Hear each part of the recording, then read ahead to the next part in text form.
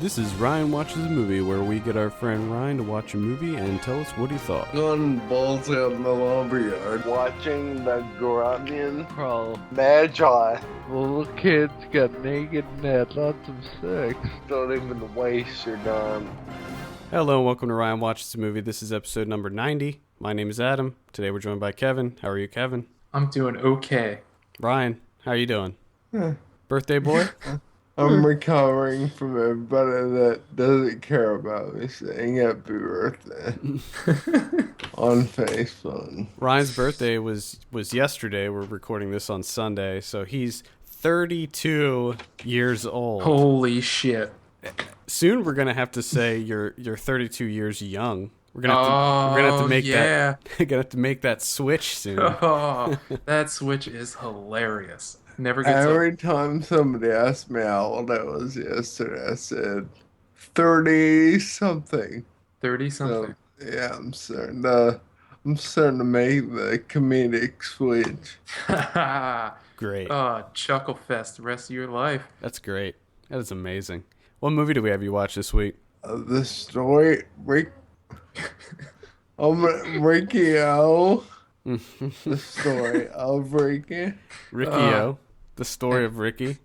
This came out in 1991, and I picked this in honor of two things. Halloween, I wanted to pick a horror, kind of a horror movie, and also Man of Tai Chi coming out, so it's a martial arts horror movie. I do have a synopsis here. Oh, this is directed by Guy Choi Lam. That wasn't as funny as I thought it was going to be. No, I think that's pretty close. The synopsis is: a young man with superhuman strength is incarcerated at a prison run by corrupt officials and seeks to use his martial arts to clean up the system. I have a trailer here. Let's give this a listen. This is the story of Riki. A boy with a special power. Born with the strength of 20 men. He was sent to a correctional facility where the laws of survival take precedence over the laws of man.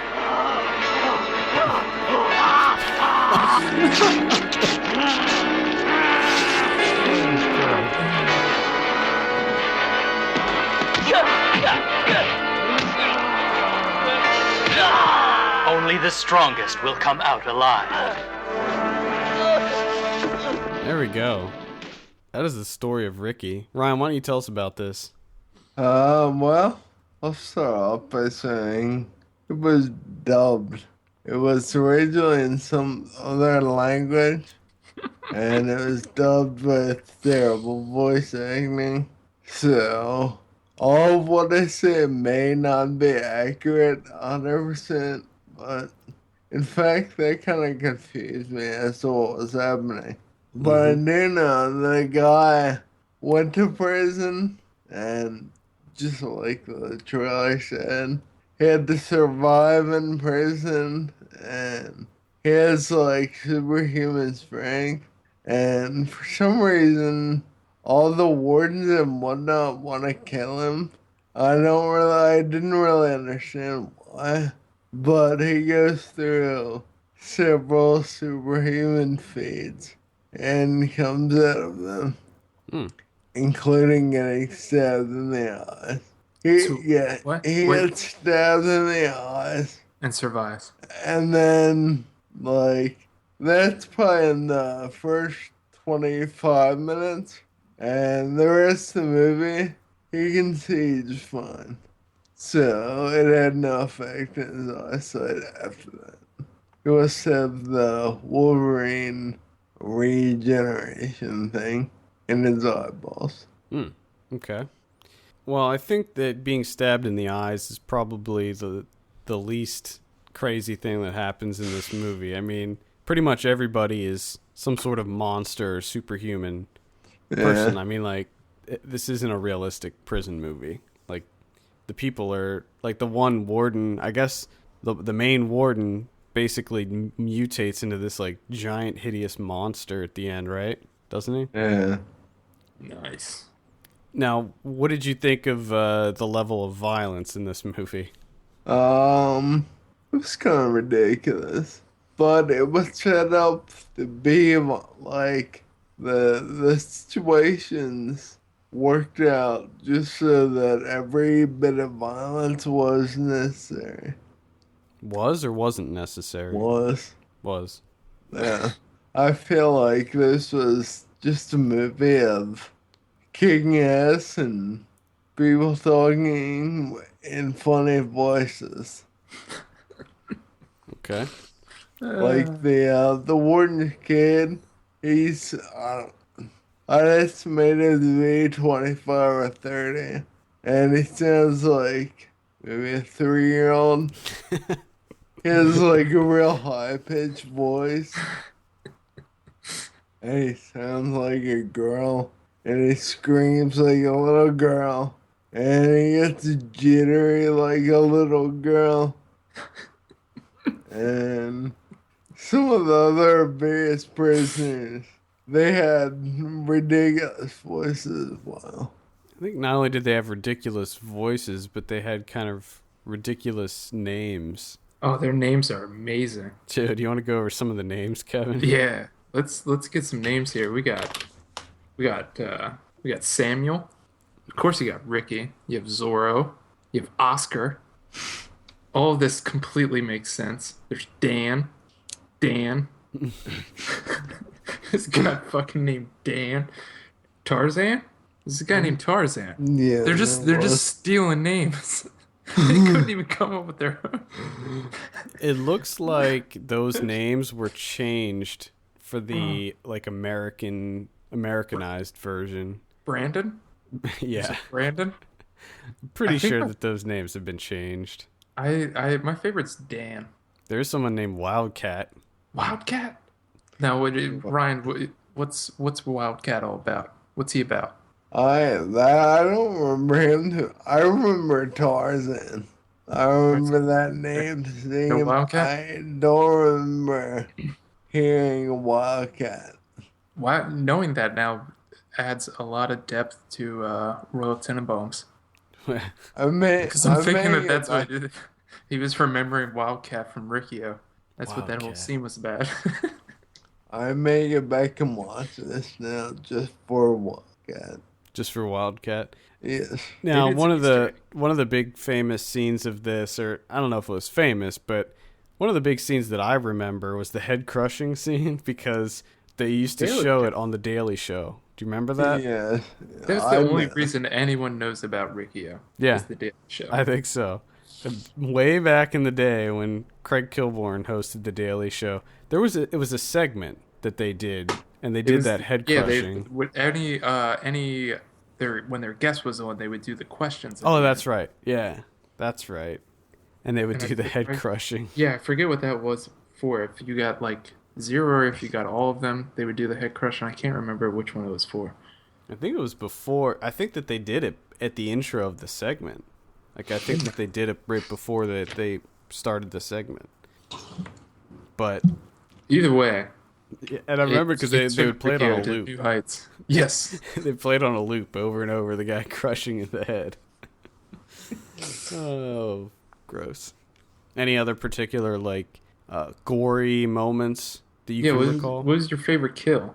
Well, they were kind of ridiculous. I liked when they were, I'll call it montage, Sure. when Ricky was like training and this dude was like throwing cinder blocks at him, but it was like a wall and he put his fist through the wall, like just straight through the cinder block.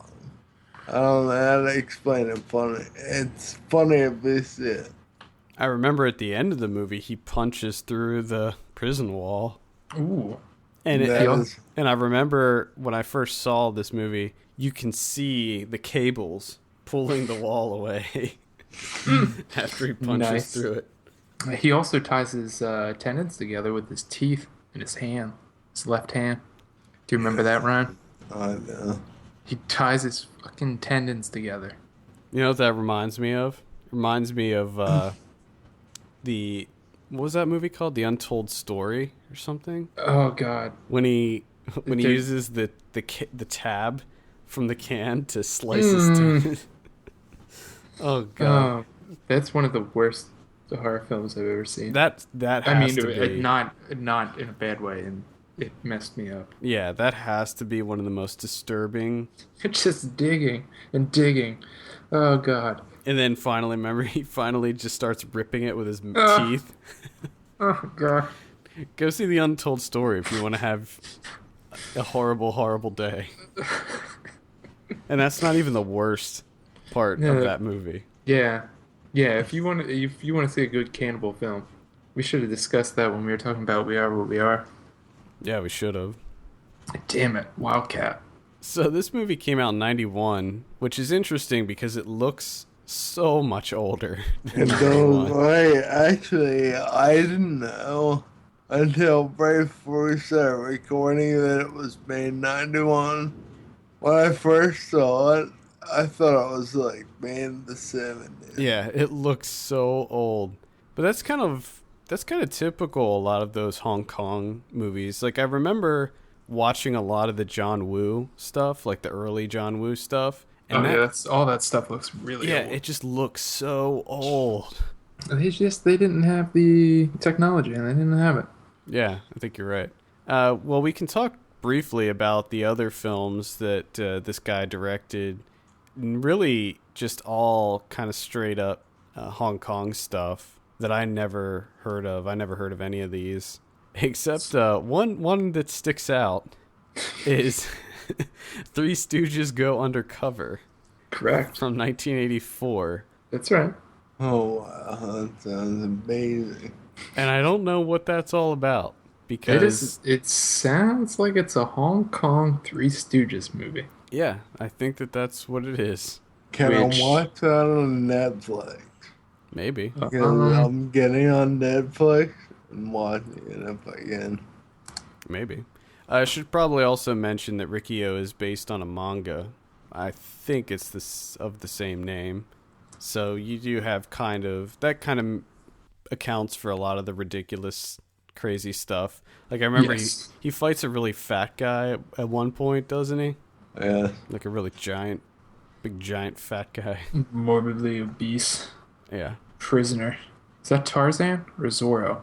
I wonder isn't Tarzan the leader of that gang? No, I can't remember. Oscar? I love how they all have weapons in this prison. Yeah. What's that all about? I don't know. Prison's Apparently just they're in Oz. They're in Oz. Just a heads up. Riki-Oh, the Story of Ricky is actually playing still on Netflix. Oh, there you go. As of this moment. You can only get two other of the guy's films, DVD-wise. One is called The Cat. It's an Asian horror film from 92.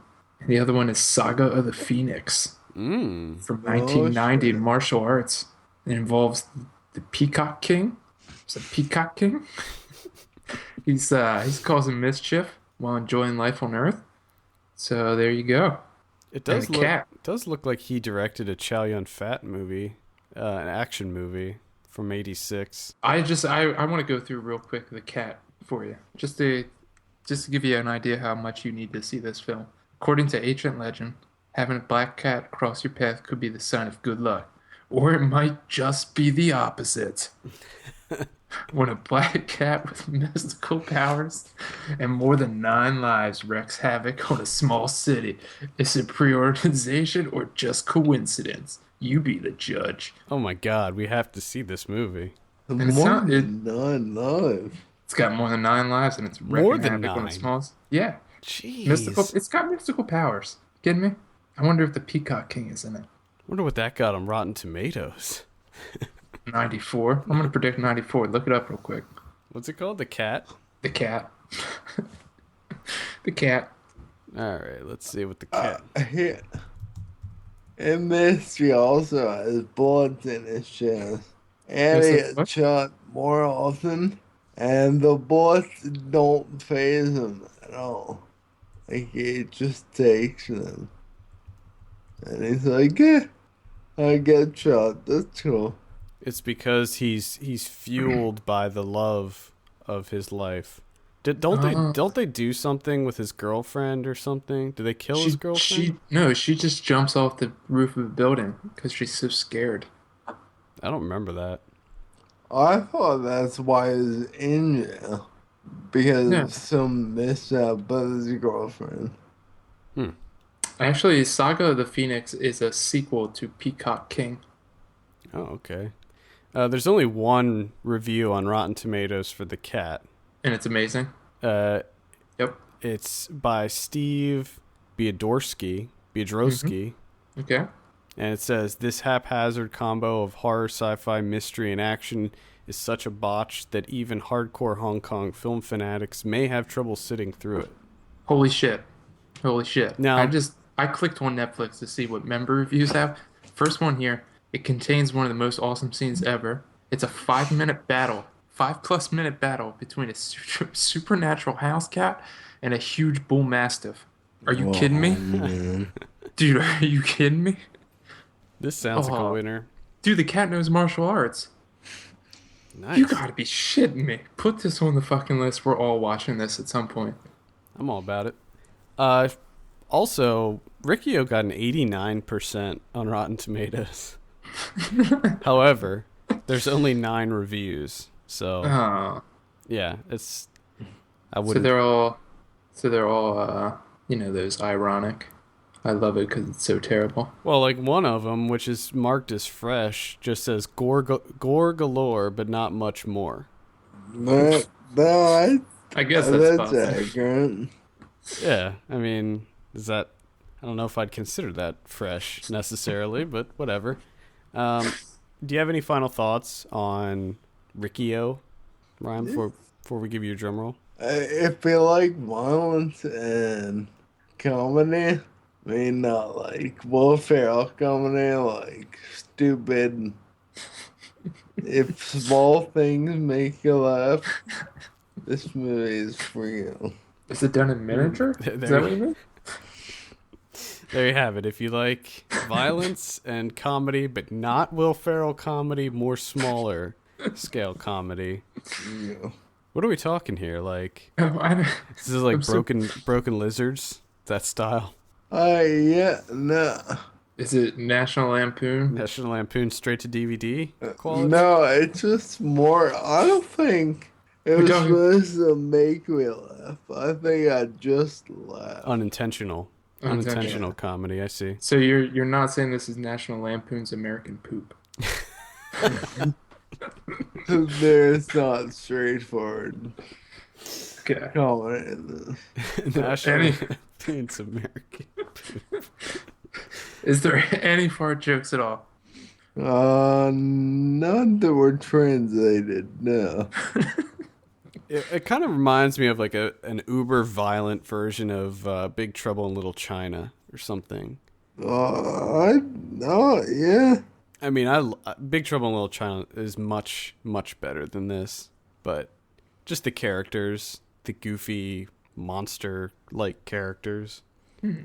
All right, let's go ahead and give you a drum roll. Ryan, what do you give Riki-Oh? I'm gonna go with the no. 2? 2 out of 10? I Yep. thought he just said no. I know, that's what I thought he said at first. No. That's what we gotta start doing, is we gotta get you to give some really crazy ratings. Like what they do on Cinema with Tim Heidecker. 4 bags of popcorn and 3 Jolly Ranchers. Oh God. There may have been some airheads in this one. Well, as long as they're the mystery flavor, that's the only one that matters. And watermelon. That's pretty Watermelon can suck it. Mystery flavor's where it's at. Dude, the cat. I can't get over the cat. Just one last thing, dude. There's some sort of like mushroom with tentacles that can transport itself inside humans. What? This movie sounds like just the greatest thing that's ever been made. You said that one's on Netflix? Yeah, I can rent this right now. I think you should go for it. I think I'm going to. This sounds amazing. Someone hires a dog assassin. What? I said a dog assassin. Is it like a dog that assassinates people, I'm not sure. I'm not or sure. a person that assassinates dogs? Someone that you hire to assassinate a dog. Oh god. Yeah, it's two alien human hybrids led by a really angry warrior house cat who steals artifacts in an attempt to stop a vicious killer blob with high voltage slime tentacles. What? Oh my god, that sounds amazing. Are you kidding me? That is amazing. All right. Ryan, are you excited for Man of Tai Chi? Gonna check that bad boy out? Well, nope. Nope. I didn't, until you said that, I didn't even know that it was coming up. So no. I actually heard some good things about it. I probably will check it out just because the one dude from the Raid's in it. And I'm pretty excited for that. And maybe I will watch it. It looks cool. I mean, it's supposed to be kind of a throwback to your classic martial arts movies where there's a tournament of champions. Karate Kid. I'm thinking more like Bloodsport or Enter the Dragon or even Kickboxer. Not so much Karate Kid. They better fight with glass then. Do they fight with glass? I don't know. I haven't seen it. I'll probably check it out this week. It I is just on had it. demand right now, so Is it? yeah. So you can watch it. I added the cat to my queue. Just a heads up. Nice. I want to see if anyone saw this on Letterboxd. Yeah, that was going to be the next place I'd look. This Letterboxd. All right. Cat. All right. Well, I think that will wrap it up. For all the latest film news and reviews, visit us at filmpulse.net. Send us an email at feedback@filmpulse.net. Follow us on Twitter at filmpulse.net. And be sure to rate us on iTunes. We appreciate that very much. For filmpulse.net, my name is Adam. I'm Kevin. I am Ryan. And we'll see you on Monday. See you later.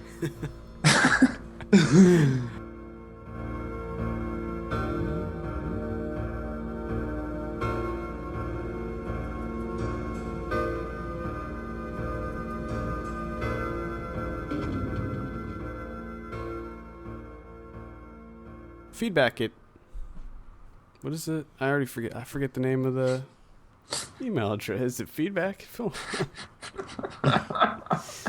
I do this every single week. Why am I drawing a blank right now?